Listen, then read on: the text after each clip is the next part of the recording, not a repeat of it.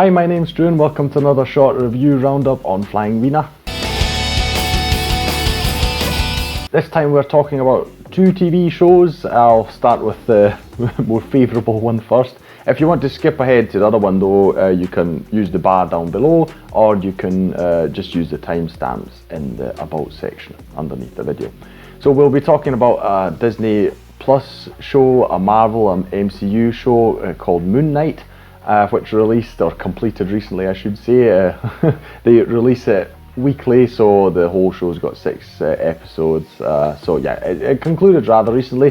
The other one we're talking about is from Amazon Prime Video. It's Reacher, which is based on the books. Now, as I said, we'll be talking about Moon Knight first, just because I liked it a lot more. It's not a competition, but still I feel like if there is one thing in the review roundup that I enjoy more, I should probably talk about it first.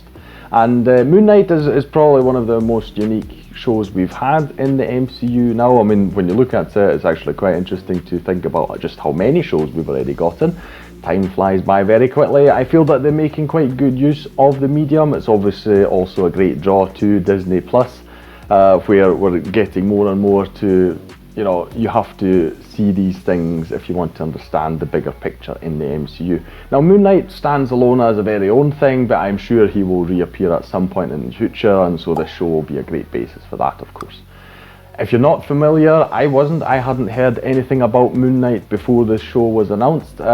We have got this character, his name is Stephen Grant. He works in a museum. He's a very happy employee there, I suppose you could call him, even although his boss, she's not really particularly nice to him, but he tries to always be nice, just live a very simple life, you know. When he goes home from work, he calls his mother, all these kind of things. He's got a goldfish he looks after, and he suddenly starts having these episodes where he just blacks out, and you know, he wakes up somewhere else, doesn't know what's going on, and he's hearing voices in his head. He meets this very strange looking person, suddenly he's being hunted. You know, a lot of things happen very, very quickly in this show, and he doesn't have a clue what's going on. Now, as we find out, and this is a minor spoiler I suppose if you don't know the show at all, but if you know, it's what it's all about, he actually has multiple personalities. So he's got a second character within himself called Marc, and he is actually a mercenary, so very adept at fighting or these kind of things. And so whenever he blacks out, that's when Marc takes over the body and stuff happens. Now, they are actually hunting one guy played by Hawke. He's very, very mysterious, I'll call it. Seems to be like a guru type person. He is actually trying to find an artifact from Egyptian history and mythology to summon an Egyptian goddess back into life to judge humanity. That's the most abbreviated version I can get. And our main character, well, Marc in particular, he is trying to stop him. Now, where does the Moon Knight come from?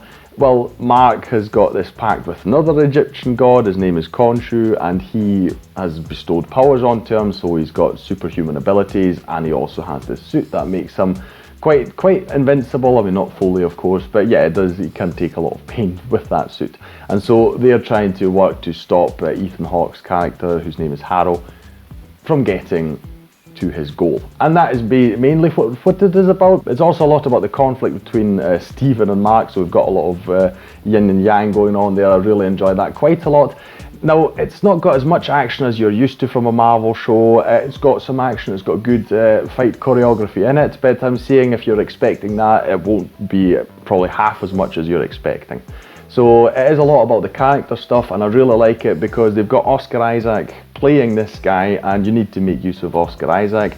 Maybe even the best actor we've had in the MCU until now, I am not quite sure, but his stuff is really fascinating. Because we've got this back and forth all the time, and just from an actor's perspective, there's not just the character that completely changes, but also the accent even, because Stephen has got a British accent, a very English accent, and Marc has got an American accent. So we see him switching, you know, all the time between these things, and it's amazing where you can just visually, you can see when he's changing characters. So he's really got a whole characterization going on, and he's switching, and it's just amazing to see on screen.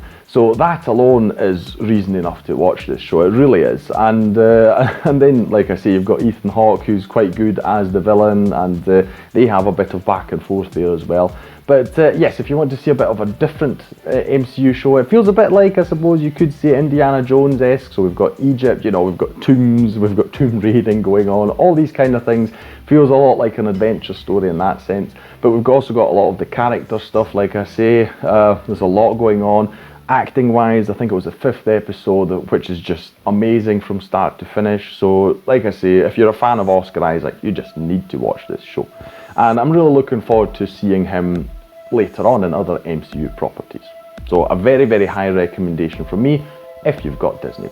Then we'll move to Reacher. Full disclosure, I haven't read the books. There's a whole book series, I believe, and there were even 2 films, I think, that came out with Tom Cruise. Now, I think they weren't overly popular, I'm not quite sure. Many people didn't think Tom Cruise actually fit the character so well, and I mean, having seen this show and people saying that this is more like the books, etc., I get it, because Reacher here is played by Alan Ritchson, who is, yeah, just a massive guy. I mean, not only tall, but, you know, really muscly and all sorts of stuff.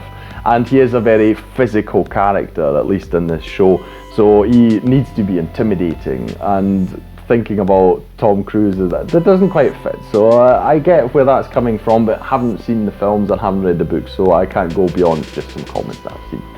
Anyway, what is this show about? It feels a lot like an early 2000s show, where it's really not my kind of, my cup of tea. We've got this guy coming into town, he's actually trying to get to the bottom of who murdered his brother. And basically we are watching him take out a gang. That's more or less how you can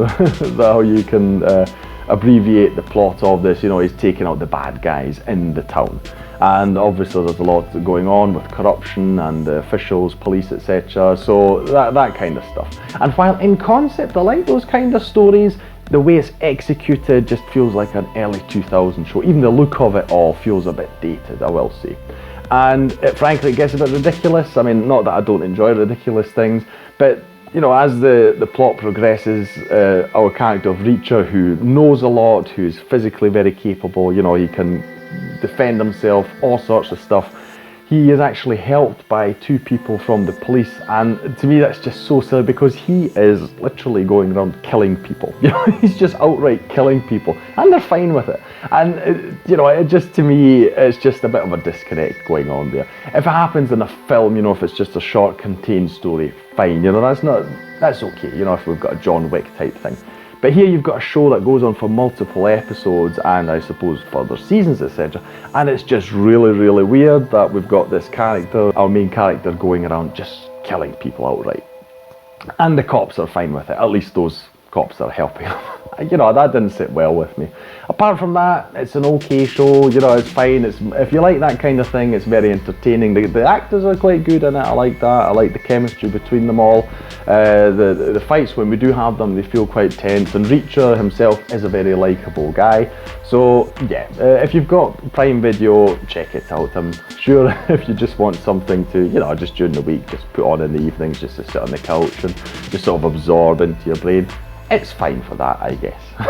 That'll be all from me today. I thank you for watching this short review roundup. Not quite sure what I'll have for you next time. We'll see what drops into my TV box. If you enjoyed this video, please like, share and subscribe. It's the best way to support this channel. Drop a comment down below about any of these 2 shows, or if you have suggestions for others. I'll thank you again for watching, and I'll see you in the next video on Flying Wiener. Take care.